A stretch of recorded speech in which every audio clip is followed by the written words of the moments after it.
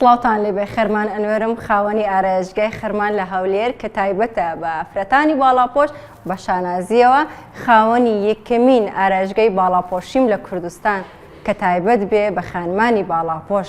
هۆکاری دانانی ئارایشگای خەرمان ئەوە بوو کە هەستمان کرد فەراغێکی زۆر هەیە لە ئارایشگاکان کە گرنگی بە ئافرەتانی باڵاپۆش نادرێتن. ئافرەتانی باڵاپۆشیش هیچی کەمترنی لە ئافرەتانی تر کە حەزی لێ بە تایبەت لە مناسبەکاندا یان لە ڕۆژی بوچینیدا کە بە جوانترین شێوە بە دیار بکەوێتن.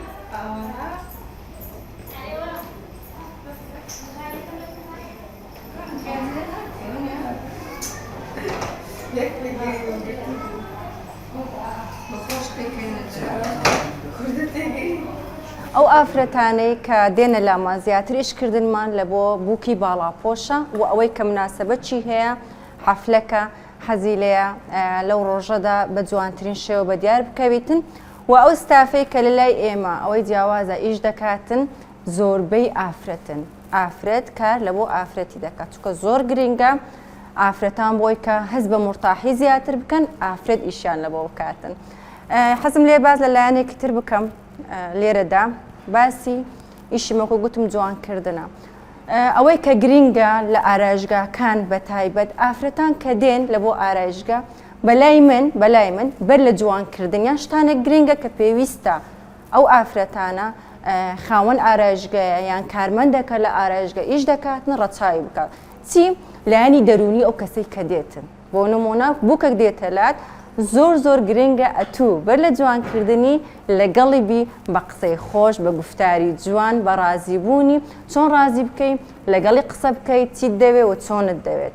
ئەلحەمدولillah ئێمە لەو لایەنەوە توانیتمان ئەوەی کە ئەمە زۆر تاکید دەکەمەوە لە کاری خۆمدا ئەوەیە هەمیشە بە کچەکان دەڵێم ئاگاتان لە لایەنی دەرونی بیتن ئاگاتان لێبی کە ئەو کەسەی دێتە لامان میێوانە دەبێت ئەو میێوانە بە جوانترین شێوە لە لای خۆمان بەڕێی بکەین.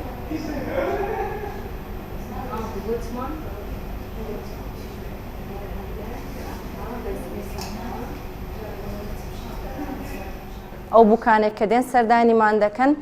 حەزیان لە مکیاجی کاڵە و حەزیان لە مکیاجی تۆخە یەکەم جار قسەی لەگەڵ دەکرێتن و لێی وەردەگیرێت کە چی دەوێتن ئەو جدوای ئیشی لە بۆ دەکرێت. ئەوە نییە بڵێن وڵاهی بە خۆمان لە ئارەژگا یەک شێواز کارکردنمان هەبێ چۆنمان بووی ئاوا کاری لەوە بکەین نا ئێمە بە دڵی کەسەکان دەکەینەکە گوتمان دڵی ئەو بووکە زۆر گرنگە لەو ڕۆژەدا چونکە یەک ڕۆژە لە ژیانی کە بەو شێوازە ذکرایەتێک دروست دەبیتن ئەگەر ناخۆش بی تا هەتایە لە دڵی دەبێتە کەستەرێک لە دڵی دەبێتە خەمێک دەڵێ ئەو ڕۆژەم چەند ناخۆش بوو یان ئەتوو هەتا ئێوارە ئیشی جوان لە بە بووکەکەی بکە بەڵام کە ڕۆیەکی گرشت هەبوو لەگەڵی کە بە تووڕێی مامەڵە لەگەڵ ئەو بووکە کرد ئەو بووکە دەبێتە ناخۆشترین ڕۆژ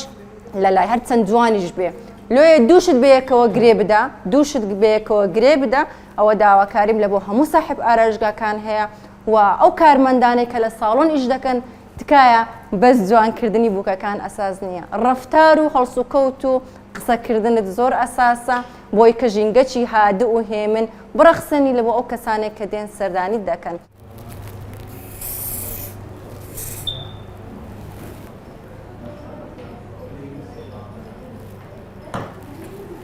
ئەوەی بگرە دەتوانێ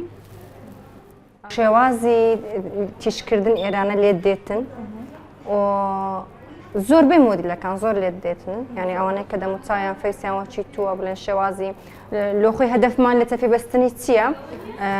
دەموچاوت هەموو بە شێوەی یەکسان بە دیارکەی بۆ نمونە مەسافەی نیوچاوانت ئێستا چەند دیارە دەبی لای خواریشت بە هەمان شێوەی ئێرە ڕوومەتەکانت بە یەکسانی بە دیارکەویتن